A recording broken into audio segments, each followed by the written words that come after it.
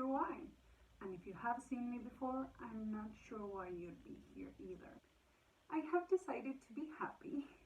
I know, shocker. So I'm trying to give up a few things that I thought I would just push through, and I just don't want to do that. So I'll get on with it. Last time I talked about a very good reading month, so I thought this time I would talk about books maybe I didn't like so much, a few DNFs and a few rants. Starting with the DNFs, more like a serious DNF, I decided to stop with the Robert Langdon series by Dan Brown. I just haven't been enjoying it lately, and I mean, I know he's not like a new author or anything, but I had read a few standalones and I liked them.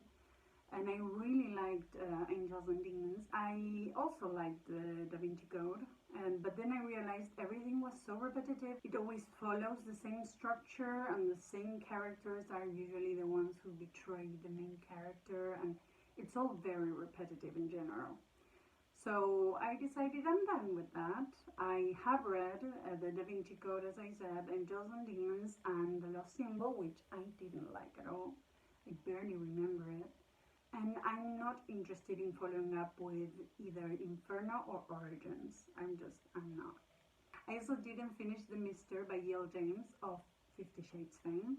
I don't like her in general, and I did read the entirety of the 50 Shades series at some point because it was, I don't know, it was fun. Some of it had like funny humor and I don't know, like maybe like fan fiction, you could say.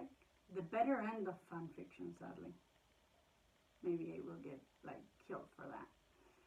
However, The Mister was a pain. I mean, I did have fun because technically it was like an audiobook because I was listening to Dominic Noble's read-through, and that was fun. Kind of seeing him suffer was fun. He sort of got to the halfway point, and I think he gave up.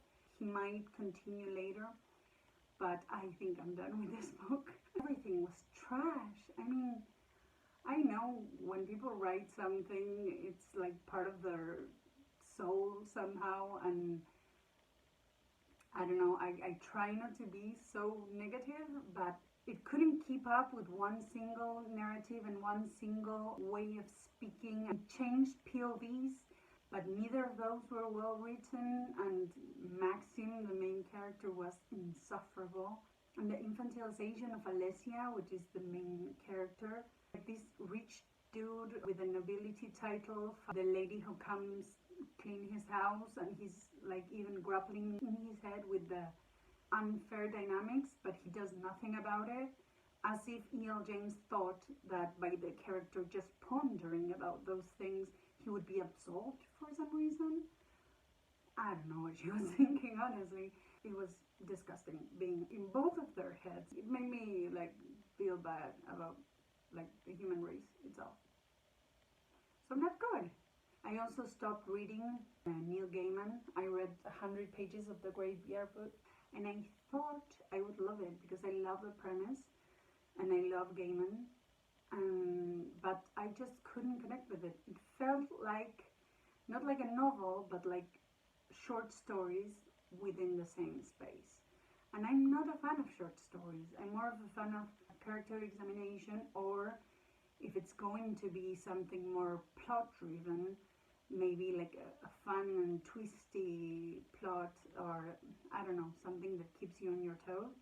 And the Graveyard Book had none of those, so I decided 100 pages was enough for me.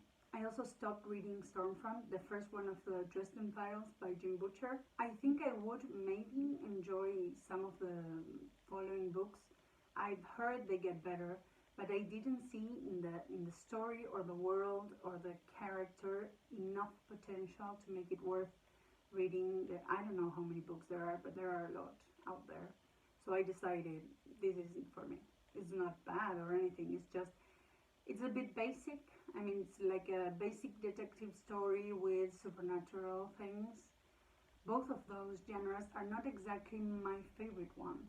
I can love some of those books, but they have to be very good, or have very good characters, or very good writing and quotes. And so something that it's a little bit like mid-range is not good enough for me to like push through. Because in the end, even if I finished it, I was like, it's okay. So I'd rather spend my time enjoying myself. Now to the rants.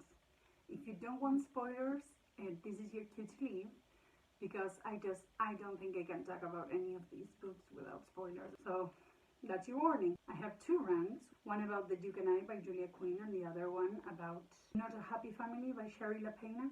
I will start with The Duke and I can't say anything new about this, I know, because especially after Bridgerton, it has been discussed to death. However, I thought, why not? It was a pain, it was horrible. The first bit was entertaining to a point. I like that era and I think it's fun, but as soon as they get together, spoiler alert, it gets so boring. Like, there's nothing in their heads but each other. And they're both boring. And then there's the whole sexual thing, which is controversial to say the least. Just no. It's a no for me. Now, Not a Happy Family. I picked this one up because someone said it was similar in some ways to Sharp Objects, which is my favorite book of all time. I'm pretty sure I have mentioned it and I will mention it again, so sorry. It focuses on the Merton family. There is a murder, of course, and there is an investigation. And I was really intrigued at first because I love family dynamics in general, especially if they're twisted. I love it when they are well thought out, and some of these seemed well thought out, like maybe the author based some of it on real people. It felt like that. But then the execution, the mystery, the twists, if you could say that, because I saw each and every one of them coming. And whatever I didn't see coming was so ridiculous, you don't get points for that. I know this must be blasphemy for some, but like The Crimes of the Rue Morgue by Edgar Allan Poe, also spoilers for that. You have this mystery that is super interesting. It's well written, of course, but then the twist is like, the killer was a gorilla? Like, what? No, you don't get points for that. Like, no, don't do that to me.